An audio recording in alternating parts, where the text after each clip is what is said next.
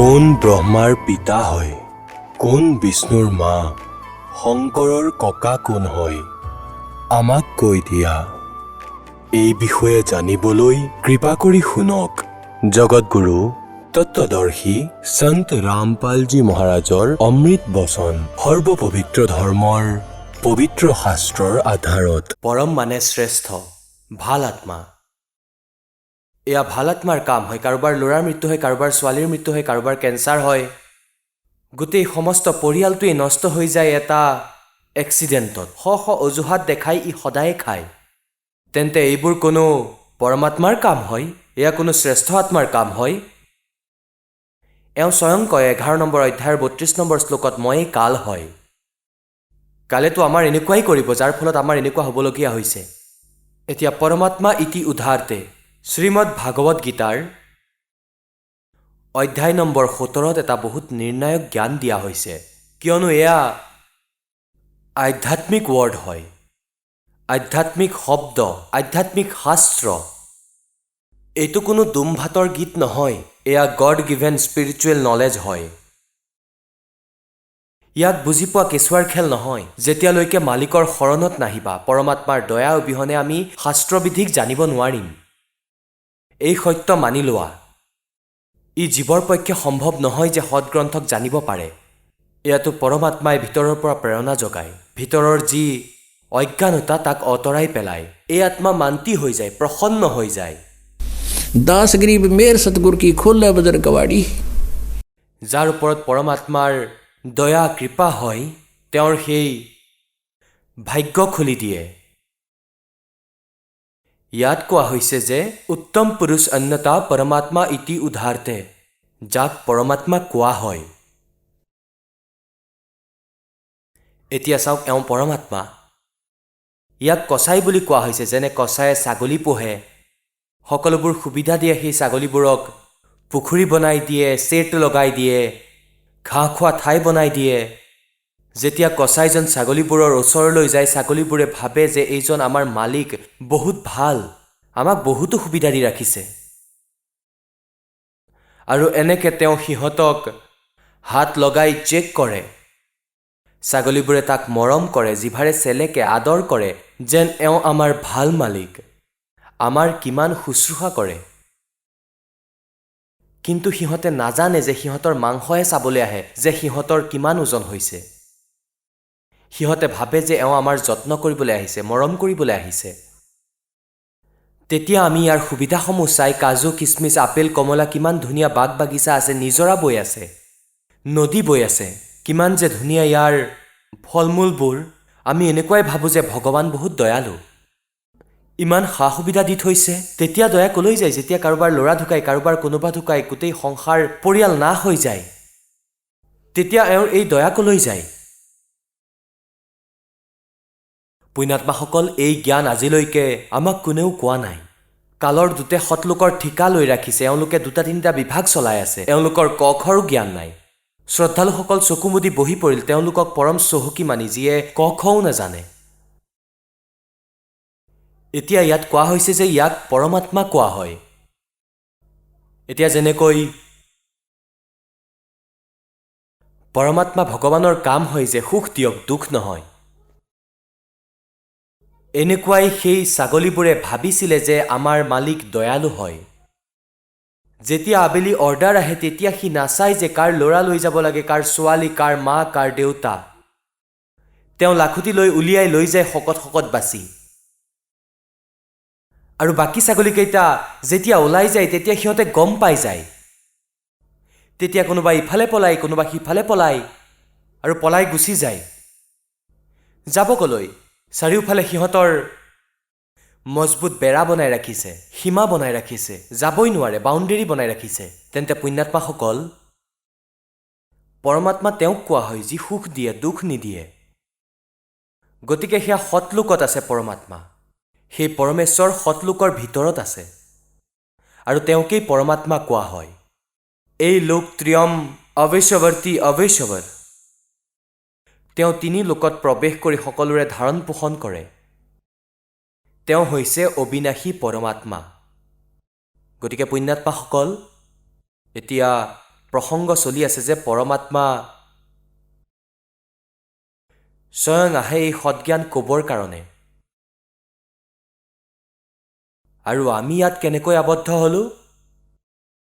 এই জ্ঞানো পৰমাত্মাই স্বয়ঙে আহি কয়।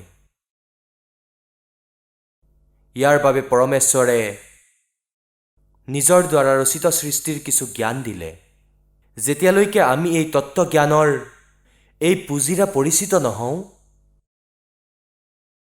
তেতিয়ালৈকে আমি আধ্যাত্মিক জ্ঞানক জানিব নোৱাৰিম। আমি কোন পুণ্যাত্মাসকল? এতিয়ালৈকে আমি শুনি আছিলোঁ এই ঋষি মহৰ্ষিৰ পৰা যে আত্মজ্ঞান হ'ব লাগে। তেতিয়া পৰমাত্মাই কয়, कूप की छाया और कूप के माही ऐसा आत्मज्ञान जैसे कुएं की छाया। কুঁৱাতেই সীমিত, ইয়াৰ বাহিৰত একো প্ৰভাৱ নাই। কুঁৱাৰ ছাৰ। कूप की छाया कूप के माही ऐसा आत्मज्ञान আত্মজ্ঞানটো এয়া হৈছে যে আমি কোন হয় আৰু ক'ৰ পৰা আহিছোঁ, আমাৰ ইয়াত জীয়াই থকাৰ উদ্দেশ্য কি। এয়া হৈছে আত্মজ্ঞান। আৰু আকৌ পৰমাত্মাৰ জ্ঞান, যে সেই পৰমাত্মা কোন হয়, ক'ত আছে, কেনেকুৱা, কেনেকৈ পোৱা যায়, তেওঁক আমি পাবলৈ চেষ্টা কৰি আছোঁ। ইয়াৰ পৰা আমাৰ লাভ কি হ'ব? এয়া পৰমাত্মাৰ জ্ঞান। গতিকে ইয়াত সৎসংগৰ ভিতৰত আত্মা আৰু পৰমাত্মা দুয়োটাৰে জ্ঞান কোৱা হয়। এতিয়া সকলোৱে গম পালে যে আমি ইয়াত কিয় আবদ্ধ হৈ আছোঁ। আমি জীৱ।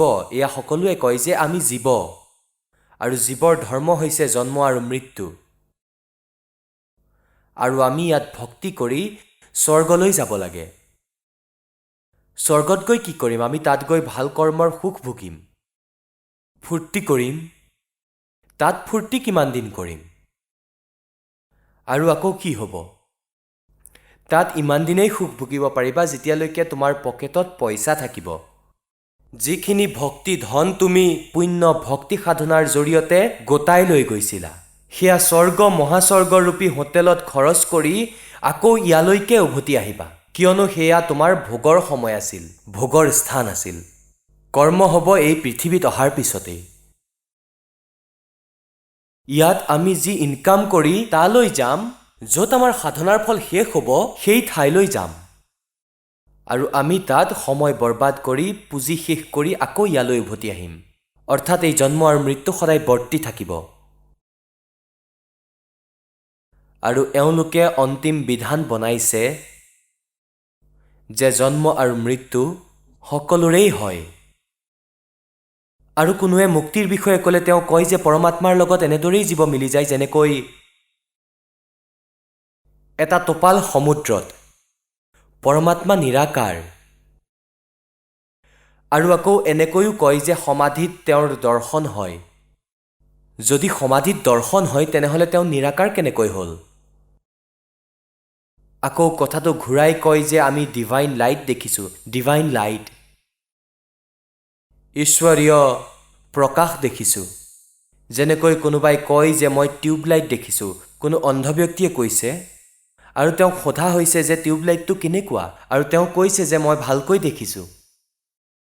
কিন্তু তেওঁক কোনেও নুসুধে যে টিউবলাইটটো কেনেকুৱা হয় যিটোত তুমি পোহৰ দেখিছা। আৰু অন্ধজনে কয় যে টিউবটো নিৰাকাৰ হয়, ইয়াৰটো আকাৰেই নাই। টিউব বিনে লাইট কি? ঈশ্বৰ বিনে প্ৰকাশ ক'ত? তেন্তে এইবোৰ আমাৰ ভ্ৰমিত জ্ঞান আছিল।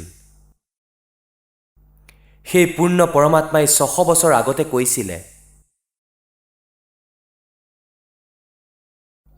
কি কৈছিলে? धर्मदास ये जग बोराना कोई न जाने पद निर्वाण। যেনেকৈ আপুনি ৰাতিপুৱাৰ সৎসংগত ঋগ্বেদ মণ্ডল নম্বৰ ৯ৰ সূক্ত নম্বৰ ৮৬ৰ মন্ত্ৰ ২৬ আৰু ২৭ত, ঋগ্বেদ মণ্ডল নম্বৰ ৯ৰ সূক্ত ৮২ৰ মন্ত্ৰ নম্বৰ ১, ২ আৰু ৩ত আপুনি নিজে দেখিছে যে পৰমাত্মাৰ মহিমাত লিখা আছে যে সেই পৰমেশ্বৰ ওপৰৰ তৃতীয় মুক্তিধামত থাকে। তেওঁ দুয়োলোকৰ তৃতীয় স্থানত বিৰাজমান পৃষ্ঠত। তাৰ পৰা গতি কৰি অত্যাধিক তীব্ৰ গতিৰে চলি থকা পদাৰ্থৰ দৰে, বিদ্যুতৰ দৰে, আকাশীয় বজ্ৰৰ দৰে গতি কৰি আহে আৰু ভাল আত্মাসকলক প্ৰাপ্ত হয়, পবিত্ৰ আত্মাসকলক লগ কৰে, শ্ৰেষ্ঠ আত্মাসকলে পায়। তেন্তে এনেকুৱা লীলা কোনজন ভগৱানে কৰিছে? কেৱল কবিৰ পৰমেশ্বৰজীয়ে। আৰু যাক আমি ভগৱান মানো তেওঁলোকৰ কোনো লীলাত বেদৰ অনুসৰি তেওঁলোকৰ মহিমা নাই। কেৱল কবিৰ চাহেবৰ মহিমা বেদ অনুসৰি হয়। এজন ধৰমদাস নামৰ বহুত ডাঙৰ ধনী ব্যক্তি আছিল, শেঠ আছিল। বৈশ্যকুলত জন্ম হৈছিলে। ভগৱান শ্ৰীকৃষ্ণ, শ্ৰীৰাম, বিষ্ণু আৰু শংকৰৰ দৃঢ় পূজাৰী আছিল। তেওঁ নিজৰ, কিয়নো এয়া সকলোৱে জানে যে গুৰু অবিহনে মুক্তি সম্ভৱ নহয়, সেয়েহে গুৰু বনোৱা অনিবাৰ্য মানি ৰাখিছে। তেন্তে গুৰু বনাইছিলে শ্ৰী ৰূপদাসজীক। তেওঁ শ্ৰী বিষ্ণুৰ পূজাৰী আছিল, বৈষ্ণৱ সাধু আছিল। ধৰমদাসজীয়ে ৬০ বছৰৰ ওচৰে পাজৰে আছিল। টকা পইচাৰ কোনো হিচাপ নাছিল, তেওঁৰ ইমান ধন আছিলে। আটাইতকৈ ডাঙৰ ভাবিব লগা কথাটো হ'ল, পুণ্যাত্মাসকল, ইমান ধনী ব্যক্তিয়েও ভগৱানক বিচাৰে, যিজন অতি পুণ্যকৰ্মী প্ৰাণী হয়। যেনেকৈ তেওঁৰ গুৰুৱে কৈছিলে তাৰ ওপৰত তেওঁ পূৰ্ণৰূপেৰে দৃঢ় আছিল, প্ৰতিটো বচন ফাইনেল মানিছিল। পুণ্যাত্মাসকল, এটা নিয়ম আছে যে শ্ৰদ্ধালু অৰ্থাৎ শিষ্য গুৰুজীৰ বচনত কোনো ধৰণৰ অবিশ্বাস নকৰিব। এয়া নিয়ম হয়। আৰু এই নিয়মৰ দুৰ্ব্যৱহাৰ কৰিলে এই নকলি সন্তই, শ্ৰদ্ধালুৱে কয় যে গুৰুদেৱে যি কয় সেয়া সত্য। যেতিয়া গুৰুৱেই সত্য নহয় তেন্তে জ্ঞান কেনেকৈ সত্য হ'ব পাৰে? যেতিয়া গুৰুৱেই সত্য নহয়, তেওঁলোকে ক খও নাজানে, তেন্তে তেওঁলোকৰ জ্ঞান হ'বই নোৱাৰে সত্য। কিন্তু সেই অজ্ঞান শ্ৰদ্ধালুসকলে তেওঁক গুৰু মানি আছে, সৎগুৰু মানি আছে, কিন্তু তেওঁলোক অতি অজ্ঞানী। আজি দাসৰ যি ৱৰ্ড শুনি আছে প্ৰথমবাৰৰ বাবে, এওঁলোকে ভাবিব যে ৰামপালে নিজকে সকলোতকৈ বিদ্বান বুলি ভাবিছে। নহয়, দাস কোনো বিদ্বান নহয়, কিন্তু গড গিভেন জ্ঞান নিশ্চয় আছে দাসৰ ওচৰত। বিদ্বানটো পৰমাত্মাহে, আৰু তেখেতে জ্ঞান দি থৈছে। সেই জ্ঞানক মাথো চিঞৰি চিঞৰি কৈ আছে এই দাসে যে এয়া এনেকুৱা এনেকুৱা এনেকুৱা, ভগৱানে কৈ দিছে। তেওঁৰেই দিয়া হোৱা ধন দাসে আপোনালোকক বিতৰণ কৰি আছে। কোনোবাই যদি ল'ব পাৰে লৈ লওক। যেনেধৰণে সেই মৰমৰ আত্মাক তেওঁৰ গুৰুৱে সাধনৰ বিষয়ে কৈছে, সেই আধাৰ অনুসৰি আগবাঢ়িছে। গুৰুদেৱে কৈছিল যে হৰে কৃষ্ণ হৰে ৰাম ৰাধে শ্যাম সীতাৰাম, ৰাধে ৰাধে শ্যাম মিলাতে। এয়া ঘুটি খুৱাই আছিল। কোৱা হৈছিল এই মন্ত্ৰই পাৰ কৰিব, ওম নমঃ শিৱায়, ওম ভগৱতে বাসুদেৱায় নমঃ। এয়া প্ৰায় ২০-২৫ ধৰণৰ মন্ত্ৰ দি গৈছিলে। আৰু একাদশীৰ ব্ৰত আৰু ৬৮ তীৰ্থ ভ্ৰমণত যোৱা অনিবাৰ্য হয়। এই প্ৰকাৰে সেই সাধক আৰু গীতাৰ নিত্য পাঠ কৰিব লাগে। এনেকৈয়ে সেই ধৰমদাসজীয়ে গুৰুদেৱৰ আদেশ অনুসৰি প্ৰতিদিনে গীতাৰ নিত্য পাঠ কৰিছিলে, একাদশীৰ ব্ৰত ৰাখিছিলে, আৰু তেখেতে ৬৮ তীৰ্থ ভ্ৰমণ কৰিবলৈ সাজু হৈছিলে। গুৰুদেৱে কৈছিলে ৬৮ তীৰ্থ ভ্ৰমণ অৱশ্যেই যাব লাগে। আৰু তেওঁ এনেকৈয়ে ঘূৰি ঘূৰি মথুৰা পালেগৈ।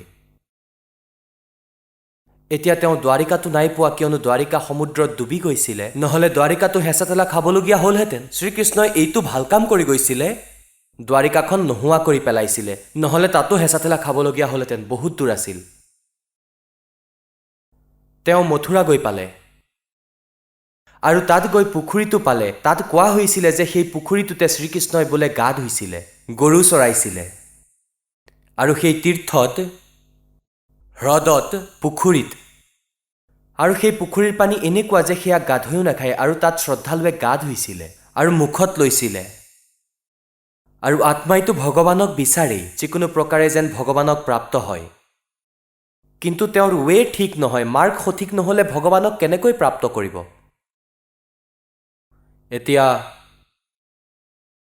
ধৰমদাসজীয়ে পুৱাই পুৱাই জোহৰত পুখুৰীত স্নান কৰি তেখেতে মথুৰাৰ য'ত শ শ মানুহে গা ধুই পানী লেতেৰা কৰি থৈছে, আৰু তাৰ পৰা ঘটিত ভৰাই পানী অমৃত মানি তাত থৈ দিলে। অলপ মোচামুচি কৰি গ্ৰাউণ্ড মুচিলে, মড প্লাষ্টাৰ কৰিলে, গাইৰ গোবৰ মাটিৰ লগত মিহলি কৰি, আৰু তাতে বহি পৰিলে আৰু নিত্য নিয়ম কৰিবলৈ ল'লে। পৰমাত্মা পূৰ্ণ ব্ৰহ্ম নিজৰ অন্য ৰূপ বনাই, এজন জীৱিত মহাত্মাৰ ৰূপ বনাই তাতে আহি বহি পৰিলে, ধৰমদাসজীৰ পৰা 50 ফুট আঁতৰত। জীৱিত মহাত্মা হয় যাক মুছলমানৰ ভিতৰত জীৱিত মহাত্মা বোলা হয়, জীৱিত পীৰ। তেওঁলোকৰ ক'লা অভাৰকোট থাকে, আঁঠুৰ তললৈকে থাকে, এটা ভিতৰত দীঘল পেণ্ট পিন্ধে, মূৰত এটা টুপি, ক'লা টুপি আৰু ক'লা চগা, আৰু বহি পৰিলে দূৰৈত, তাৰ পৰাই গীতাপাঠ শুনি আছিলে। ধৰমদাসে বহুত লয়লাসেৰে পঢ়ি আছে সংস্কৃতক, আৰু আকৌ যেনেকৈ গুৰুদেৱে অনুবাদ কৰিছিলে সেই অনুবাদ শুনাই আছিলে। অনুবাদ শুনাবলৈ এইকাৰণেই আৰম্ভ কৰিলে যে আগত এজন ভক্ত বহি আছে। তেওঁক দেখাত মুছলমান লাগে, কিন্তু মোৰ কথাত প্ৰভাৱিত হৈছে আৰু মোৰ কথা মনোযোগেৰে শুনি আছে। এতিয়া ধৰমদাসজীয়ে গীতাৰ 7ম অধ্যায় সম্পূৰ্ণকৈ পঢ়িলে, কিয়নো ইয়াত সম্পূৰ্ণ 30টা শ্লোক আছে। আৰু কিছুমান 8ম অধ্যায়ৰো ডাঙৰ ডাঙৰ কিছু কিছু শুনালে, যেনেকৈ 8ম অধ্যায়ৰ 5ম আৰু 7ম শ্লোকত গীতাৰ জ্ঞানদাতাই কয় যে অৰ্জুন, তুমি মোৰ শৰণত আহি যোৱা, মোৰ ভক্তি কৰা, মোকেই প্ৰাপ্ত কৰিবা। এই ধৰণে তেওঁ যেতিয়া সকলো ক্ৰিয়া কৰিলে, তেতিয়া পৰমাত্মা আৰু ওচৰলৈ আহিল আৰু হাত জোৰ কৰি ক'বলৈ ধৰিলে। ভগৱানে নিজকে দাস বনাই ল'লে আৰু সন্মুখত বহিলে, যেনেকৈ বৈষ্ণৱ পন্থৰ যিসকল উপদেশী হয় তেওঁলোকে এডাল মালা ৰাখে ডিঙিত, এটা তুলসীৰ মণি, তুলসীৰ মণিৰ এডাল মালা, আৰু কপালত তিলক, আৰু ধুতি কুৰ্তা এনেকৈ মেৰিয়াই লয় কাপোৰেৰে। গাত এনেকুৱা বেশভূষা বনাই ৰাখিছিলে যে যেনেকৈ এজন সন্ন্যাসী বৈৰাগী হয়। অৰ্থাৎ তেখেতে গুৰুদেৱৰ পৰা সম্পূৰ্ণ সাধুৰ ৰূপ বনাই ল'লে, কিয়নো 60 বছৰৰো অধিক বয়স হৈ গৈছিল তেওঁৰ। এজন ল'ৰা আছিল যি নিজৰ ব্যৱসায় চম্ভালি আছিল, আৰু এওঁ নিজৰ ভক্তি মাৰ্গত আগবাঢ়িছিল। ভগৱানে পৰমেশ্বৰে কৰবদ্ধ হৈ ক'লে যে, হে বৈষ্ণৱ সাধু মহাত্মাজী, মই সকলো ঠাইতে ঘূৰিলোঁ, মোৰ সমস্যাৰ সমাধান হোৱা নাই। এতিয়া ধৰমদাসজী উৎফুল্লিত হ'ল। এতিয়া কোৱা ভগত, তোমাৰ কি সমস্যা আছে? যে মই এটা প্ৰশ্নৰ উত্তৰ পোৱা নাই, কোনেও কোৱা নাই। কি? कि कौन ब्रह्मा का पिता है, कौन विष्णु की माँ, और शंकर का दादा कौन है, हमको दे बता। ধৰমদাসজীয়ে প্ৰথমতে হাঁহি ক'লে যে, বাহ ভাই বাহ, আপুনি আমাৰ হিন্দু ধৰ্মৰ গ্ৰন্থৰ বিষয়ে নাজানে, সেইবাবে আপুনি এনেদৰে কৈ আছে। ভগত, তেওঁলোকতো অজৰ অমৰ হয়, তেওঁলোকৰ কোনো মাতা পিতা নাই, তেওঁলোক সৰ্বেশ্বৰ হয়, ব্ৰহ্মা বিষ্ণু শিৱ, এওঁলোক সৰ্বশক্তিমান হয়, অজন্মা হয়, তেওঁলোকৰ কোনো মাতা পিতা নাই। পৰমেশ্বৰে ক'লে যে আপুনি আপোনাৰ সৎগ্ৰন্থৰ লগত পৰিচিত নহয় মহাত্মাজী। শ্ৰী দেৱী ভাগৱতত পঢ়ি চাওক, 3য় স্কন্ধত এওঁলোকৰ জন্ম মৃত্যু হয়, এওঁলোক অবিনাশী নহয়। এতিয়া সেই সময়ত সংস্কৃতত লিখা আছিলে সকলো। তেওঁ এজন ব্ৰাহ্মণক সুধিলে যে ব্ৰাহ্মণদেৱ ইয়াত ক'ৰবাত লিখা আছেনে? তেতিয়া ব্ৰাহ্মণদেৱে ক'লে, পঢ়ি শুনালে ৩য় স্কন্ধ।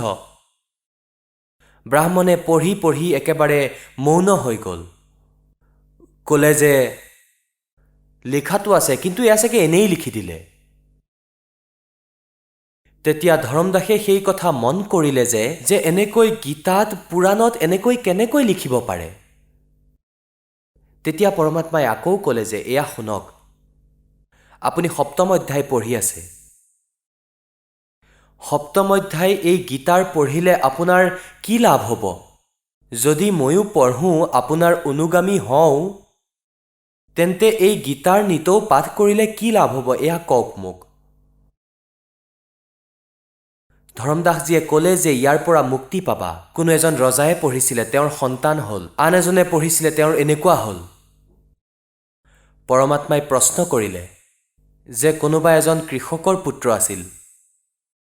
এজন কৃষক আছিল, বুঢ়া অৱস্থাত এটা ল'ৰা জন্ম হ'ল, একমাত্ৰ পুত্ৰ।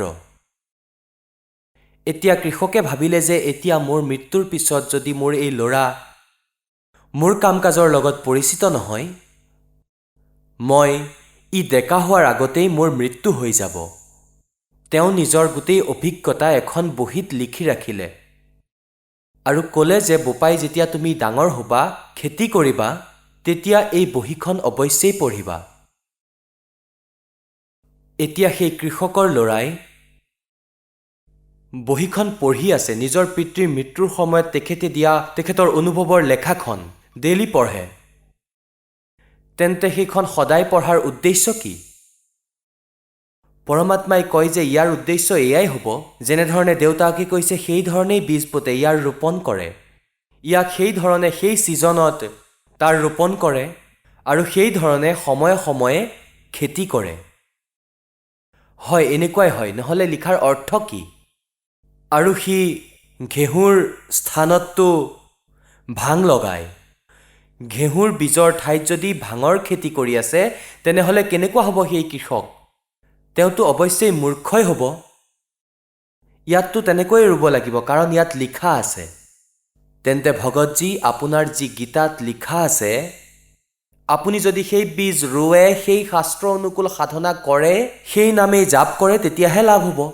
বীজ ভক্তিৰ মাত্ৰ নামহে। আৰু বাকী যি ধাৰ্মিক কাৰ্য আছে, ৰোৱা আৰু চপোৱা, যেতিয়া বীজেই ভুলকৈ লগোৱা আছে, গীতাত ক'ৰবাত আছে নেকি হৰে ৰাম হৰে কৃষ্ণ, কৃষ্ণ কৃষ্ণ হৰে হৰে, সীতা ৰাম ৰাধে শ্যাম, राधे राधे श्याम मिला दे, ओम नमः शिवाय, ओम भगवते বাসুদেৱায় নমঃ। তোমাৰ গীতাত ক'ৰবাত লিখা আছে? নাই। তুমি সেই একেখিনিকেই কিয় পঢ়িছা? তুমি কৃষকৰ মূৰ্খ ল'ৰাটোতকৈ কম জানো? আৰু যি গীতাত লিখা আছে সেই সাধনা হ'লেই লাভ হ'ব। একাদশী ব্ৰত লিখা আছে জানো ক'ৰবাত? 6ষ্ঠ অধ্যায়ৰ 16 নম্বৰ শ্লোকত বাধা দিয়া হৈছে যে হে অৰ্জুন, এই যোগ অৰ্থাৎ ভক্তি সাধনা না বেছিকৈ খোৱাসকলৰ না কমকৈ খোৱাসকলৰ কেতিয়াও সফল নহয়। একেবাৰেই নোখোৱা, ব্ৰত ৰাখা, একাদশীৰ দিনা গোটেই দিনটো ভোকত থাকা তুমি। এতিয়া গীতাটো তেওঁৰ কণ্ঠতেই আছিল, নিতৌ পাঠ কৰিছিল। ধৰমদাসৰ পৰমাত্মাৰ এটা এটা কথা হৃদয়ত লাগিছিলে। আৰে তুমি গীতাক সৰ্বধাৰ্য মানা আৰু ভগৱানৰ আদেশ বিৰুদ্ধ সাধনা কৰি আছা। 16 নম্বৰ অধ্যায়ৰ 23 নম্বৰ শ্লোকত লিখা আছে যে শাস্ত্ৰবিধি ত্যাগ কৰি যিয়ে মনৰ মতে আচৰণ কৰে, তেওঁৰ না কোনো গতি প্ৰাপ্ত হয়, না কোনো সিদ্ধি প্ৰাপ্ত হয়, আৰু না তেওঁৰ সুখ হয়, ইউজলেছ। এই মনটো আকৌ বহুত দুষ্ট, ই সহজে হাৰ নামানে। এতিয়া সকলো বুজি আছে আৰু শুনি আছে আৰু হৃদয়লৈ গৈ আছে। এতিয়া কি হ'ল? কিয়নো কালে গম পালে যে তেওঁৰ এজন মানুহ গ'ল, ফচি গ'ল সি ইয়াত। তেন্তে এওঁটো ভিতৰৰ পৰাই প্ৰেৰণা জগাই তুলিছে, মনৰ পৰাই আহিছে যে এওঁ মুছলমান। আৰু এওঁ এনেই অযথা কৈ আছে, সকলোৱে ৰাম নামতো এনেকৈয়ে লৈ আছে, সকলোৱে এই নামকেইতো জপ কৰে গোটেই হিন্দু সমাজত। তেতিয়া তেওঁ কি ক'লে, ধৰমদাসজীয়ে কি ক'লে পৰমাত্মাক যে জিন্দা, তোমাৰ কথা মোৰ বহুত তিতা লাগিছে, আৰু তুমি মহাত্মা নহয়, নহ'লে তোমাৰ লগত কাজিয়া লাগিলো হয়, সাধু বেশত আছা। আগলৈ এনেকুৱা কথা নক'বা, আমাৰ ভগৱান আমাৰ মন্ত্ৰৰ বিষয়ে এনেকৈ বেয়াকৈ নক'বা। পৰমাত্মাই তেতিয়াই জানিলে যে কাল আহিছে মাজত, অন্তৰ্ধান হৈ গ'ল ভগৱান, তাৰ পৰা অদৃশ্য হৈ গ'ল। এতিয়া ওচৰৰ মানুহে কৈছে আৰু হঠাৎ অদৃশ্য হৈ পৰিলে, কলিজা ফাটি যাবই মানুহৰ। আৰু কিছু বেপাৰীও আছিলে, সন্মুখৰ পৰা ভগৱান হঠাৎ অদৃশ্য হৈ যোৱাত সেই সময়তে সকলোৱে চক খালে। আৰু তেওঁ ভাবিলে যে সকলো সঁচা কথাই কৈ আছিলে, আৰু সকলোবোৰ সঁচাই কৈ আছিলে। মোৰ ভাগ্যই বেয়া আছিলে, এওঁ কোনোবা দূত আছিলে, কোনো ভগৱানে পঠোৱা দূত আছিলে। মই ডাঙৰ ভুল কৰিলোঁ, আৰু সকলো সঁচা কথা কৈ আছিলে। এতিয়া পৰমাত্মাই এয়াও কৈছিলে যে যিটো পুখুৰীত তুমি গা ধুই আহিছা, তাতেই ঠিক তাই তুমি কিমান জীৱক হত্যা কৰিলা। এতিয়া ধৰমদাসক মালিকে কৈছিল যে তুমি পঢ়া আৰু পূজা গীতাক, আৰু গীতাৰ অধ্যায় নম্বৰ 8 13 নম্বৰ শ্লোকত পঢ়ি লোৱা कि ओम इति एकाक्षरम ब्रह्म विवरण माम अनुसमरण ये पर्याति तदन्देहम सयाति परमाम गतिम। মোৰ ব্ৰহ্মৰ কেৱল ওম এটা অক্ষৰেই আছে, নাথিং এলছ। আৰু যিয়ে ইয়াৰ উচ্চাৰণ কৰি স্মৰণ কৰি শৰীৰ এৰি যায়, স ইয়াতি পৰমাম গতি, তেওঁৰ পৰম গতি প্ৰাপ্ত হয়, যি ওমৰ পৰা পোৱা পৰম গতি। আৰু তুমি জপ কৰা হৰে ৰাম হৰে কৃষ্ণ ৰাধে শ্যাম সীতাৰাম ৰাধে ৰাধে, এয়া কিবা কথা হ'ল? এতিয়া কোনো এজনে প্ৰশ্ন কৰিলে কৃষ্ণৰ পূজাৰীক যে আপোনাৰ ইষ্টদেৱ কোন? প্ৰথমতে তেওঁ ক'লে ৰাধা, আকৌ ক'লে শ্ৰীকৃষ্ণ মোৰ ইষ্টদেৱ। ৰাধা হ'ল নে কৃষ্ণ হ'ল তোমাৰ ইষ্টদেৱ? আচৰিত কথা কৈ আছা, মূৰ্খৰ দৰে কথা। ৰাধাটো শ্ৰীকৃষ্ণৰ সেয়া আছিল প্ৰেমিকা, আৰু কোনো বন্ধু তেওঁৰ আগত তেওঁৰ প্ৰেমিকাৰ নাম লৈছে, মিছা কথা কিয় ক'ব তেওঁ? তাতে তেওঁলোকৰ বন্ধুত্ব বিচ্ছিন্ন হ'ব। অৰ্থাৎ শ্ৰীকৃষ্ণৰ পূজা কৰে আৰু ৰাধাক শ্ৰদ্ধা কৰে। আৰে তুমিও বৰ আচৰিত কথা কৈছা, হাত ভৰি নোহোৱা কথা কৈছা। আৰু তেওঁ এনেকুৱাকৈ কৈছিলে, ধৰমদাসজীয়ে যেতিয়া পৰমাত্মাই এয়া শুনাইছিলে বুজাইছিলে, তেতিয়া তেওঁৰ সকলো কথা মিলি গৈছিলে, সত্য আছিলে। এতিয়া তেওঁ সেই ক্ৰিয়া নাই কৰা ভকতৰ, যি প্ৰতিদিন কৰিছিলে, আৰু এয়া ভাবিলে যে হে ভগৱান এবাৰ আকৌ আহা। ভিতৰৰ পৰা গোটেই ৰাতি চিন্তা কৰি আছিলে। মাত্ৰ এবাৰ তেওঁ ভগৱান হে পৰমাত্মা, তেওঁ কোন আছিল এয়াতো মই জানিব নোৱাৰিম, মাত্ৰ এবাৰ আকৌ আহক। মই একো বাক বিবাদ নকৰোঁ, বিনম্ৰতাৰে সকলো কথা সুধিম। এনেকৈ গোটেই ৰাতি ইকাতি সিকাতি কৰি কটালে। ৰাতিপুৱা কোনো পূজা কৰা নহ'লে, আৰু সেই পুখুৰীত গা ধোৱাৰ মনো নহ'ল। মথুৰালয়ত ৰুটি বনাবলৈ ধৰিলে, সময়ত উঠিয়েই ৰাতিপুৱাই আহাৰ বনাবলৈ ধৰিলে খৰিৰে। যেনেকৈ জংঘলৰ পৰা আবেলি খৰি বিচাৰি আনিছিলে, চৌকা বনালে ইটাৰে, কেঁচা পকা, তাতে এডাল ডাঙৰ খৰি দিলে, লগতে সহযোগী খৰিকেইডাল দি জুই লগাই দিলে, আহাৰ বনাবলৈ ধৰিলে, চব্জি বনালে, ৰুটি বনালে।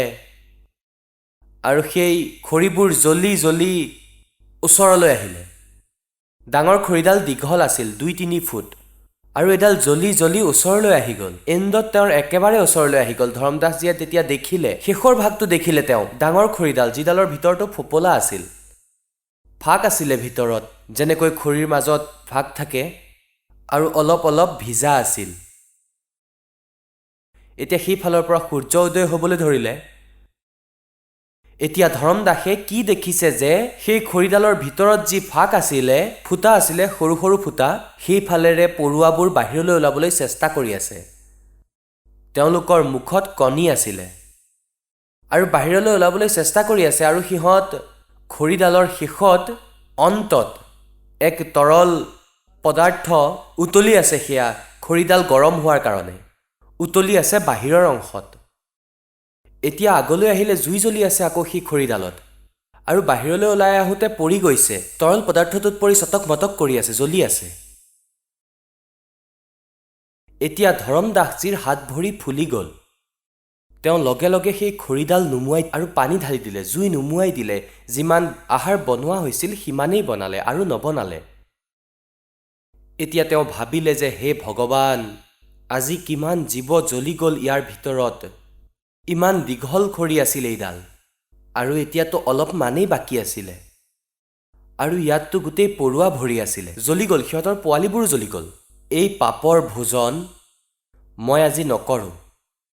এয়া আজি কোনো সাধু সন্তক খুৱাই দিম, মই আজি বিনা আহাৰে থাকিম। এনে বিচাৰ কৰি তেওঁ গোটেই আহাৰ উঠালে আৰু ওলাই গ'ল সাধু সন্ত বিচাৰি। আমি সাধু সন্ত সেইসকলক মানুহ যিসকলে দীঘল দীঘল দাড়ি বনাই ৰাখিছে, ওপৰত জতা বান্ধি ৰাখিছে, এখন ধুতি পিন্ধি আছে আৰু বহি আছে নগ্ন হৈ, বা শৰীৰত গোটেই ৰঙা কাপোৰ, গেৰুৱা কাপোৰ আৰু মূৰটো টকলা কৰি ৰাখিছে আৰু মালা পিন্ধি আছে। এনেকুৱাক আমি সন্ত বুলি মানো। পৰমাত্মাৰ যেনেকুৱা দৃষ্টিকোণ তেওঁ মানি আছিলে, তেনেকুৱা সাধুৰে তেওঁ ৰূপ পাইছিলে। এজন হিন্দু সন্তৰ ৰূপ বনাই এজোপা গছৰ তলত বহি পৰিলে। ধৰম দাসজীৰ চকু পৰিল। ভাবিলে যে এইজন মহাত্মা ওচৰতে পাই গ'লোঁ। গৈ সেই গোটেই থালিখন, গোটেই বস্তু যিমান আহাৰ আছিল ৰাখি দিলে পৰমাত্মাৰ সন্মুখত। ভোজন কৰি লওক, ভোক লাগিছে হয়তো। হয় ধৰম দাস, ভোক লাগিছে। কালিৰে পৰা একো খোৱা নাই মই।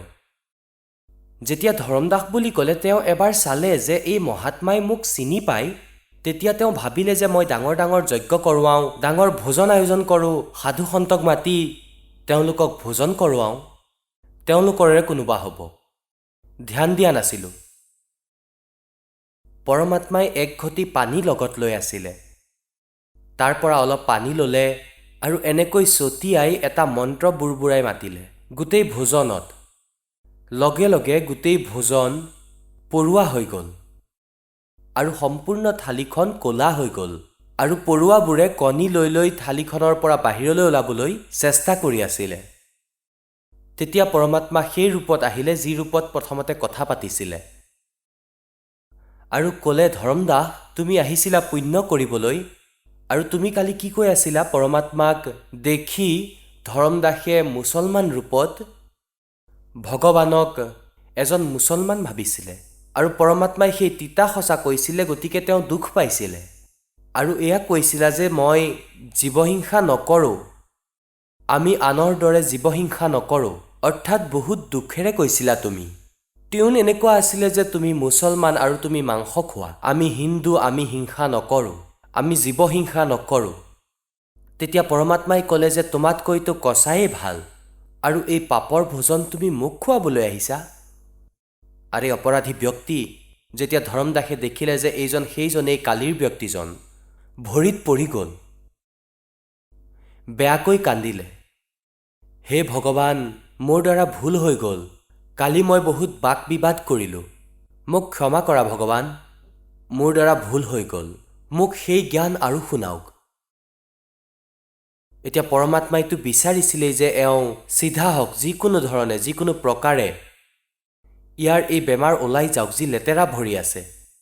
গতিকে বহি পৰিলে তাতেই। এতিয়া আগৰ জ্ঞানখিনি শুনা। কালি তুমি গীতাৰ ৭ম অধ্যায় পঢ়িছিলা। ৭ম অধ্যায়ৰ ১২ৰ পৰা আৰম্ভ কৰি ১৫লৈকে আৰু ২০ৰ পৰা ২৩লৈকে এই শ্লোকত যিসকলক তুমি পূজা কৰা, এই তিনিওটা গুণৰ পৰা তুমি শংকৰ আৰু বিষ্ণুদেৱৰ, তমগুণ শংকৰ আৰু সৎগুণ বিষ্ণুদেৱৰ পূজা কৰা তুমি। তেন্তে কি লিখা আছে তোমাৰ গীতাত এবাৰ খুলি দেখুওৱা। তেতিয়া পৰমাত্মাই দেখালে যে চোৱা পুণ্যাত্মাসকল, আজিৰ পৰা ৬০০ বছৰ আগতে পৰমাত্মাই এই জ্ঞান শুনাইছিলে যি আজি এই দাসে সৎগ্ৰন্থৰ লগত আপোনাক চিনাকি কৰাই আছে। গীতা হিন্দু সমাজৰ মাজত শিৰোধাৰ্য আৰু ভাল সৎগ্ৰন্থ বুলি মনা যায় আৰু হয়, কিন্তু ইয়াত লিখা কি আছে এয়া আমি আজিলৈকে নাজানো। পৰমেশ্বৰ কবীৰজীয়ে এয়া ৬০০ বছৰ আগতে কৈছিলে, কিয়নো তেওঁ পৰমাত্মা। এতিয়া চাব শ্ৰীমদ ভাগৱত গীতা গীতা প্ৰেছ গোৰখপুৰৰ পৰা প্ৰকাশিত জয়দয়াল গোয়ন্দকা ইয়াৰ অনুবাদক এয়া অধ্যায় ৭ শ্ৰীমদ ভাগৱত গীতা ইয়াত ১২ নম্বৰ শ্লোকটো চাওক ইয়াত লিখা আছে আৰু যিবোৰ সৎগুণেৰে উৎপন্ন হোৱা ভাৱ আছে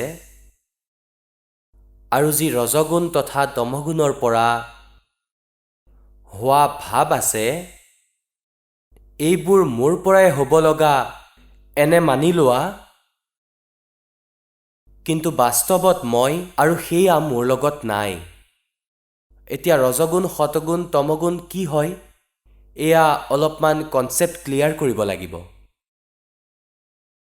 ৰজগুণ ব্ৰহ্মাজী সৎগুণ বিষ্ণুজী তমগুণ শিৱজী চাব মাৰ্কেন্দেয় পুৰাণ ইয়াৰ পৰা আৰম্ভ কৰোঁ গীতা প্ৰেছ গোৰখপুৰৰ পৰা প্ৰকাশিত সচিত মোটা টাইপ গীতা প্ৰেছ গোৰখপুৰৰ পৰা প্ৰকাশিত ইয়াৰ প্ৰকাশক ও মুদ্ৰক হৈছে গোবিন্দ ভৱন কাৰ্যালয় কলকাতাৰ সংস্থান এয়া এওঁলোকৰ ফেক্স আৰু ফোন নম্বৰ ইয়াৰ ১২৩ নম্বৰ পৃষ্ঠাত চাব ১২২ৰ পৰা আৰম্ভ কৰিম এয়া চাব এতিয়া মাৰ্কণ্ডেয়জীয়ে ক'লে যে এতিয়া ইয়াত পঢ়িম ১২৩ত এইদৰে স্বয়ম্ভু পৰমাত্মাৰ তিনিটা অৱস্থা আছে ৰজগুণ প্ৰধান ব্ৰহ্মা তমগুণ প্ৰধান ৰুদ্ৰ সৎগুণ প্ৰধান বিশ্বপালক বিষ্ণু এই তিনিজনেই দেৱতা আৰু এই তিনিটাই গুণ স্পষ্ট হৈ গ'ল ব্ৰহ্মা বিষ্ণু মহেশ্বৰী কোৱা বা তিনিটা গুণ কোৱা লাগিলে ৰজগুণ কোৱা সতগুণ কোৱা বা তমগুণ কোৱা এই তিনিজনেই দেৱতা আৰু এই তিনিটাই গুণ ইয়াতকৈ আৰু ভালকৈ কনচেপ্ট ক্লিয়াৰ আৰু ক'তোৱে হ'ব নোৱাৰে তথাপিও আৰু দেখুৱাম এতিয়া এয়া কোৱা হয় যে এই তিনিটা গুণ যিয়ে আছে ইয়াৰ নিমিত্ত কাৰণ ময়েই হয় কালে কৈ আছে গীতাৰ জ্ঞান শ্ৰীকৃষ্ণত প্ৰৱেশ কৰি কোনে কৈ আছে এয়া কালেই কৈ আছে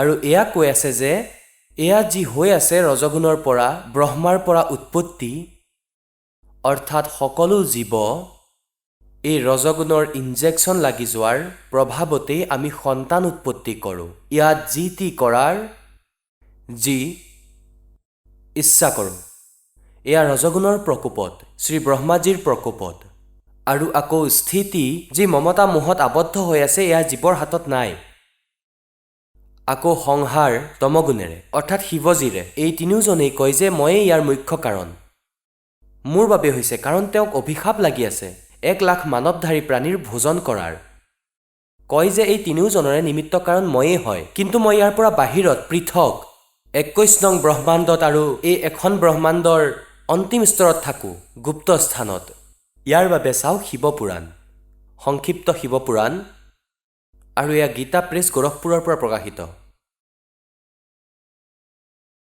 ইয়াৰ অনুবাদক হ'ল হনুমান প্ৰসাদ পোদ্দাৰ গীতা প্ৰেছ গোৰখপুৰৰ পৰা ই প্ৰকাশিত আৰু মুদ্ৰিত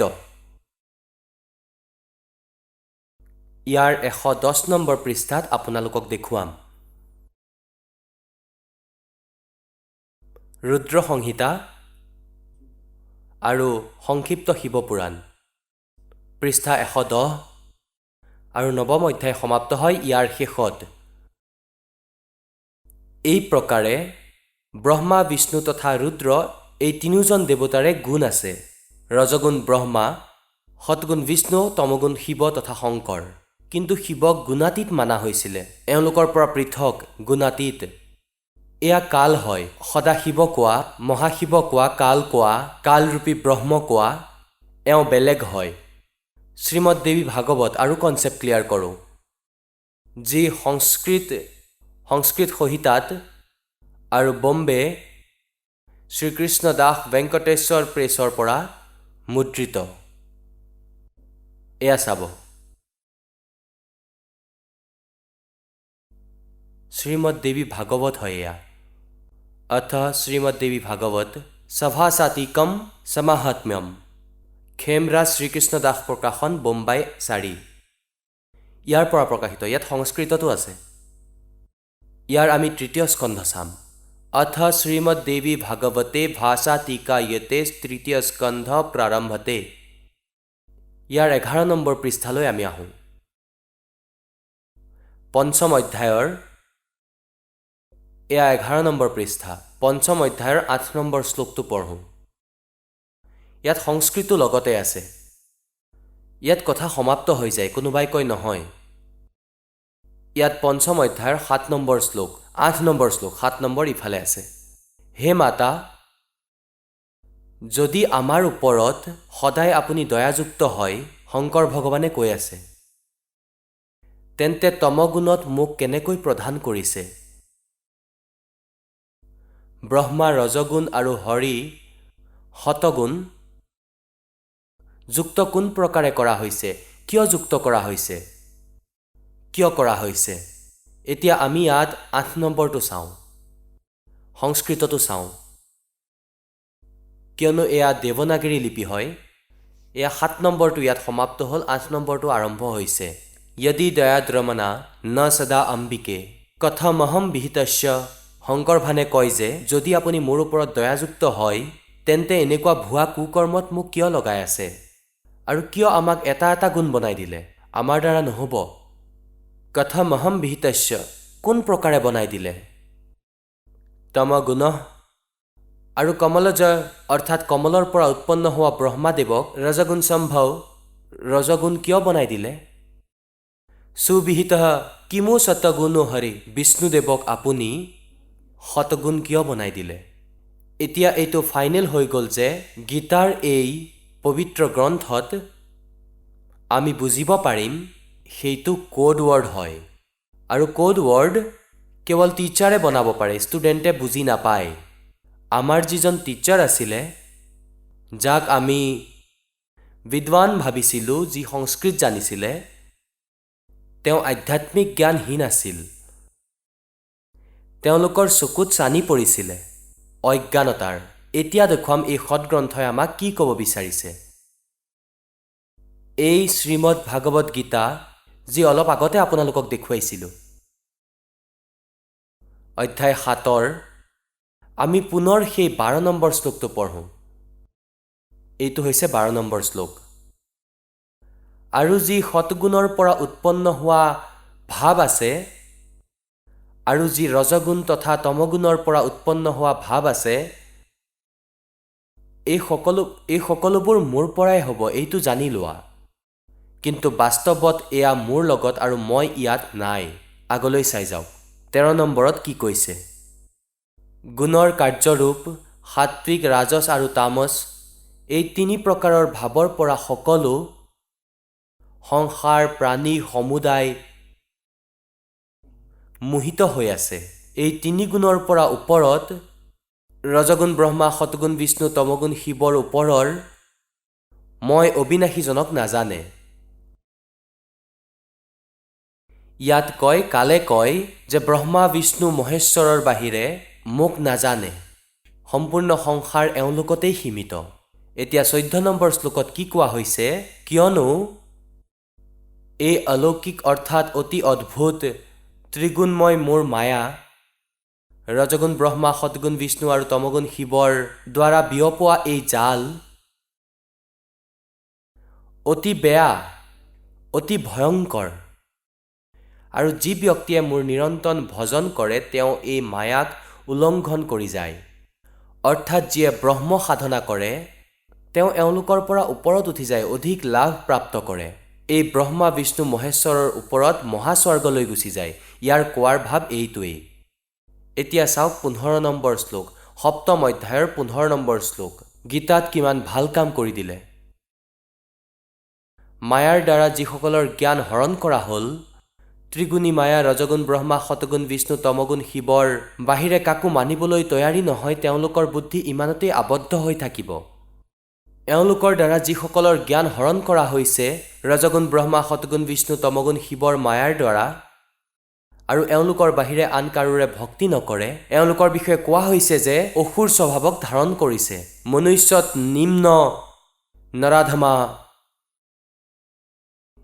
আৰু দূষিত কৰ্ম কৰা মূৰ্খ, আৰু দূষিত কৰ্ম কৰা মূৰ্খ লোকে মোৰ ভজন নকৰে অৰ্থাৎ চিধা অৰ্থ হৈ গ'ল যে কোনো ভজনৰ কথা আছে ব্ৰহ্মা বিষ্ণু মহেশ্বৰৰ পূজা কৰে এয়া গীতা জ্ঞানদাতাই কৈছে যে তেওঁলোকে মোৰ ভজন নকৰে কিয়নো এয়া কালে কৈ আছে এতিয়া আকৌ পঢ়ো 15 সপ্তম অধ্যায়ৰ কোৱা হৈছে যে মায়াৰ দ্বাৰা যিসকলৰ জ্ঞান হৰণ কৰা হৈছে ত্ৰিগুণময়ী মায়া ৰজগুণ ব্ৰহ্মা শতগুণ বিষ্ণু তমগুণ শিৱতেই এওঁলোকৰ বুদ্ধি সীমিত হ'ল বেলেগ একো নুশুনে অসুৰ স্বভাৱক ধাৰণ কৰিছে ৰাক্ষস স্বভাৱ ধাৰণ কৰি এওঁলোক মনুষ্যৰ নিম্ন আৰু দূষিত কৰ্ম কৰা মূৰ্খ লোকে মোৰ ভজন নকৰে পুণ্যাত্মাসকল এইটো হৈছে কোড ৱৰ্ড সাংকেতিক শব্দ ইয়াক টিচাৰে বুজি লৈ আগলৈ শিক্ষাৰ্থীসকলক বুজায় ইয়াৰ কি অৰ্থ হৈছে যেনেকৈ ৰজগুণ ব্ৰহ্মা শতগুণ বিষ্ণু তমগুণ শিৱৰ পূজা কৰে তেওঁলোকে ৰাক্ষস স্বভাৱ ধাৰণ কৰা বুলি গীতাত লিখা আছে আৰু দূষিত কৰ্ম কৰা মূৰ্খ মূঢ় ৰাক্ষস স্বভাৱ ধাৰণ কৰা মনুষ্যৰ নিম্ন দূষিত কৰ্ম কৰা মূৰ্খ গীতাৰ জ্ঞানদাতা মানে ব্ৰহ্মই কয় যে মোৰ পূজাও নকৰে এসময়ত এক ভস্মগিৰি নামৰ এজন তপস্বী আছিল তেওঁ তমগুণ শিৱৰ সাধনা কৰিছিল আৰু ভগৱান শিৱৰ দ্বাৰৰ সন্মুখত ধৰ্ণা কৰিছিলে ওপৰলৈ ভৰি আৰু তললৈ মূৰটো দি শীৰ্ষাসনত 12 বছৰলৈকে থাকিলে এদিন পাৰ্বতীৰ প্ৰাৰ্থনাত ভগৱান শিৱক পাৰ্বতীয়ে ক'লে যে আপুনিতো দেৱৰ দেৱ মহাদেৱ হয় আপোনাৰ ভক্তই কি বিচাৰিছে ইয়াক দিয়ক ইয়াৰ পৰা পঠাওক এওঁক নহ'লে ৰাতিপুৱা সদায় এওঁক দেখোঁ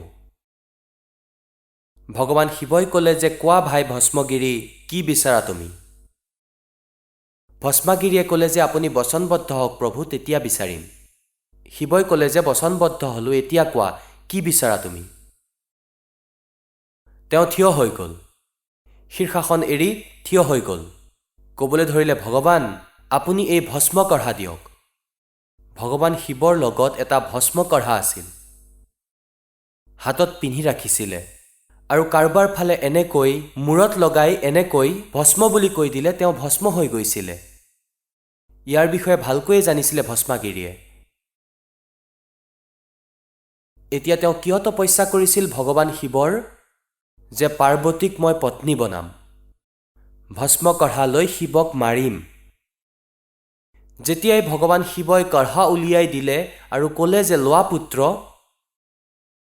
ভগৱান শিৱই এনেকৈ ভাবিছিলে যে জংঘলত থাকে অসুৰৰ পৰা নিজৰ সুৰক্ষাৰ কাৰণে লৈছে চাগে ভগৱান শিৱই এয়া জনা নাছিলে যে এয়া তেওঁৰ শত্ৰু হয় ভক্ত নহয় হাতলৈ কঢ়া অহাৰ লগে লগেই ক'লে যে শংকৰ সাৱধান তোমাক মাৰিম পাৰ্বতীক পত্নী বনাম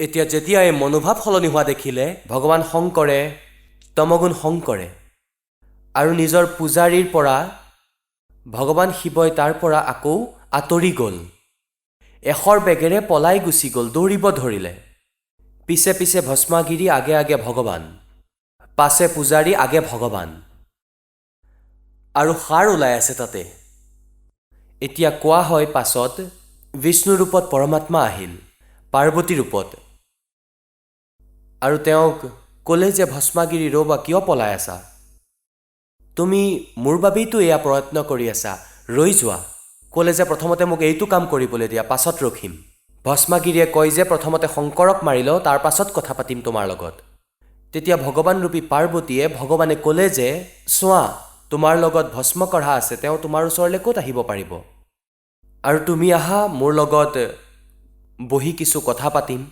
তেওঁ ৰৈ গ'ল ৰৈ যোৱাত তেওঁ ক'বলৈ ধৰিলে যে মোক ডান্স কৰি দেখুওৱা ভস্মগিৰিয়ে ক'লে যে মই সাধু ভক্ত তপস্যা কৰা মানুহ মই ডান্স কৰিব নাজানো তেতিয়া ক'লে যে ডান্স কৰিতো দেখুৱাবই লাগিব তেতিয়াহে মই প্ৰসন্ন হ'ম কোৱাৰ পিছত তেওঁ কৰিবলৈ ধৰিলে ডান্স মই কৈছোঁ এনেকৈ কৰা এনেদৰে কৰি যিখন হাতত কঢ়া আছিল সেইখন মূৰৰ ওপৰত ৰখুৱালে আৰু ওপৰ কৰা যেতিয়া ওপৰত ল'লে তেতিয়া ক'লে ভস্ম পাছত ভস্মাগিৰি মৰি গ'ল, ভস্ম হৈ গ'ল, পাছত তাক ভস্মাসুৰ বুলি কোৱা হ'ল। আকৌ বিষ্ণুৰূপ ধাৰণ কৰি ভগৱান তাত পালেগৈ য'ত শংকৰ এক্সপ্ৰেছ হৈ দৌৰি আছিলে। তাত গৈ থিয় হৈ গ'ল আৰু ক'লে যে ৰ'বা ভোলেনাথ ৰৈ যোৱা, তাতেই ৰৈ যোৱা। আৰু যেতিয়া দেখিলে বিষ্ণুদেৱ তেতিয়া ক'লে পলোৱা পলোৱা পলোৱা। তেতিয়া সুধিলে কিয়, ক'লৈ পলাই আছা? তেতিয়া তেওঁ ক'লে যে ভস্মাগিৰিয়ে মোক এনেদৰে ঠগিলে। তেতিয়া ভগৱান বিষ্ণুৰ ৰূপত পৰমাত্মা আছিল সেয়া, পূৰ্ণ ব্ৰহ্মই আহি ৰক্ষা কৰিছিল তেওঁক। ক'বলৈ ধৰিলে যে চোৱা মই তেওঁক মাৰিলোঁ, এয়া তোমাৰ ভস্ম কৰা, ধৰা। এওঁৰতো ভয়ংকৰ ৰূপ, বিশালকায় ৰূপ আছিল, এনেকৈ কেনেকৈ দি দিলে এই কাঢ়াটো? তেতিয়া আকৌ উভতি আহি ক'লে যে এয়া ছাই পৰি আছে। তেতিয়া ভগৱান শিৱৰ কলিজা শান্ত হ'ল আৰু আমি এওঁলোকক ভগৱান মানো। আৰু এই কথা আমি সদায় পঢ়োঁ যে ভগৱান ভস্মগিৰিৰ আগত পলাই গৈছিলে। শংকৰ যদি অবিনাশী হ'লহেঁতেন, অজৰ অমৰ হ'লহেঁতেন, তেন্তে ক'লেহেঁতেন ভাই কি কৰিবি? যেনেকৈ কবিৰ পৰমাত্মাক এনেকৈ কাটিছিলে, 50 টুকুৰা কৰিছিলে, সেই শেষ টকীয়ে কৰিছিলে আৰু লগে লগেই থিয় হৈ গৈছিলে ভগৱান সন্মুখত আৰু বহুত বহুত যাতনা দিছিলে। গংগাত ডুবাই দিছিলে, কিন্তু মালিকক বাহিৰত ৰৈ থকা পালে। এতিয়া পুণ্যাত্মাসকল, এয়া তমগুণৰ পূজাৰীক অসুৰ কোৱা হ'ল, ভস্মাগিৰি নহয় ভস্মাসুৰ কোৱা হ'ল। আৰু ৰাৱণে তপ কৰিছিলে, সাধনা ভক্তি কৰিছিলে এইজন তমগুণ ভগৱান শিৱশংকৰৰ, আৰু নিজৰে অৰ্থাৎ পৰস্ত্ৰীক উঠাই অনা মহাপাপ আছিল, ঘোৰ পাপ আছিল, অবলা নাৰীক বলপূৰ্বকভাৱে উঠাই অনা। আৰু আকৌ সেয়া ভগৱানৰ শিৱৰ ককায়েকৰ পত্নী অৰ্থাৎ বিষ্ণুৰ পত্নী, যি মাৰ তুল্য হয়, আৰু শিৱৰ পূজাৰীয়ে সীতাক উঠাই লৈ গ'ল, কোৰকুব্ধ কৰিলে, ৰাক্ষস কোৱা হ'ল আৰু কুকুৰৰ দৰে মৰিলে। আৰু ৰজগুণৰ অৰ্থাৎ ব্ৰহ্মাজীৰ পূজাৰী আছিল হিৰণ্যকশিপু। এতিয়া তেওঁ কি পাপ কৰিছিলে? পুত্ৰৰ শত্ৰু হৈ পৰিলে, অসুৰ কোৱা হ'ল, আৰু তেনেদৰেই তেওঁৰ অন্ত হ'ল। এতিয়া বৈষ্ণৱ, বিষ্ণুৰ পূজাৰী যি শতগুণৰ হয়, বৈষ্ণৱ কোৱা হয়। এসময়ত কুম্ভৰ মেলা লাগিল হৰিদ্বাৰত। তাতে সকলোৱে গংগাৰ ঘাটত গা ধুবলৈ, প্ৰবি ল'বলৈ যায়। গিৰি, পুৰী, নাগা, বৈষ্ণৱ আৰু বেলেগ বেলেগ নিজৰ বেলেগ বেলেগ গ্ৰুপত গৈ একত্ৰিত হৈ যায়। গিৰি বেলেগ, পুৰী পৃথক, সন্ন্যাসী পৃথক, নাগা পৃথক আৰু বৈষ্ণৱ পৃথক। আৰু স্নান কৰিবৰ সময়ত সকলোৱে প্ৰস্থান কৰে নিজ নিজ মুখীয়াৰ পিছে পিছে। এনেকুৱাই হ'ল, সকলোৰে আগত নাগা, যিসকল একেবাৰে নগ্ন থাকে, এওঁলোক হাজাৰৰ সংখ্যাত আছিল, সেইসকল তাত পালেগৈ গংগাৰ ঘাটত হৰিদ্বাৰত, আৰু সকলোৱে স্নান কৰিবলৈ পজিশ্যন ল'লে। পিছৰ পৰা আকৌ আহিল বৈষ্ণৱ সাধুসকলৰ সম্পূৰ্ণ গ্ৰুপ, বহু হাজাৰৰ সংখ্যাত। তেওঁলোকে গৈ ক'ব ধৰিলে যে নাগাসকল তোমালোকে পাছত স্নান কৰিবা, আমি সৰ্বশ্ৰেষ্ঠ হয়। নাগাই ক'ব ধৰিলে যে আমি সৰ্বশ্ৰেষ্ঠ, আমি ত্যাগী আৰু বৈৰাগী, আমি কোনো কাপোৰো গাত নাৰাখ, আমি একেবাৰে নিঃ ইচ্ছাৰে ঘূৰো, আমি সৰ্বশ্ৰেষ্ঠ, আমি প্ৰথমে স্নান কৰিম।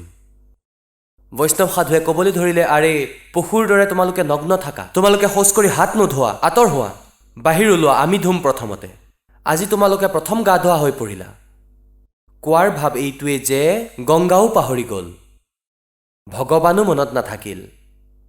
লাঠি ডাণ্ডা লৈ তীৰ উলিয়াই ল'লে, তৰোৱাল উলিয়াই ল'লে, ইজনে সিজনক কাটিবলৈ ধৰিলে। 25,000 এই ত্ৰিগুণ উপাসক তাতে কটাকটি কৰি মৰি গ'ল। তেন্তে এয়া কৰ্মকাৰ, অসুৰ স্বভাৱ ধাৰণ কৰা, মনুষ্যৰ নিম্ন দূষিত কৰ্ম কৰা মূৰ্খ। গংগাৰ পানী লেতেৰা হৈ যাব, 2 মিনিটৰ পিছত গা ধুই লোৱা তোমালোকে, কোনো কথা নাই, আমি বহিম। এজন সাধাৰণ মানুহতকৈ নিজ এওঁলোকৰ কেৰেক্টাৰ। যদি আপুনিও গংগা স্নান কৰিবলৈ কেতিয়াবা গৈছে, দলে বলে গ'লে, আমিও গৈছিলোঁ, কোনোবাই আহি ক'লে ময়ো গা ধুম, তেতিয়া কওঁ যোৱা, তেওঁকো স্থান দিছিলোঁ, আহক আপুনিও ধুই লওক। সাধাৰণ মানুহৰ ব্যৱহাৰো ইয়াতকৈ ভাল, আৰু আমি এওঁলোকক মাহাত্মা বুলি কওঁ। এওঁলোকৰ ওচৰত দীক্ষা ল'বলৈ যাওঁ, এওঁলোকৰ পৰা মুক্তি বিচাৰোঁ। এই বিষয়ে পৰমেশ্বৰে সূক্ষ্মবেদত কৈছে, तीर तुपक तलवार कटारी जम धड़ जोर बधावे हैं और हर पैड़ी हर हेथ ना जाण्या वहाँ जा तेग चलावे और काटे शीस नहीं दिल करुणा ये जग में साध को आवे हैं और जो जन इनके दर्शन को जावे उनको भी नरक पठावे। आप सुन रहे थे जगत गुरु तत्वदर्शी संत रामपाल जी महाराज जी के मंगल प्रवचन। अधिक जानकारी के लिए विजिट कीजिए हमारी वेबसाइट www.jagatgururampalji.org। संत रामपाल जी महाराज जी के शुभ आशीर्वाद से पूरे विश्व भर में 500 से भी ज्यादा नाम दीक्षा केंद्र हैं, जिन पर संत रामपाल जी महाराज जी द्वारा ऑनलाइन निशुल्क नाम दीक्षा दी जा रही है। अपने नजदीकी नाम दीक्षा केंद्र का पता करने के लिए संपर्क करें 8222880541।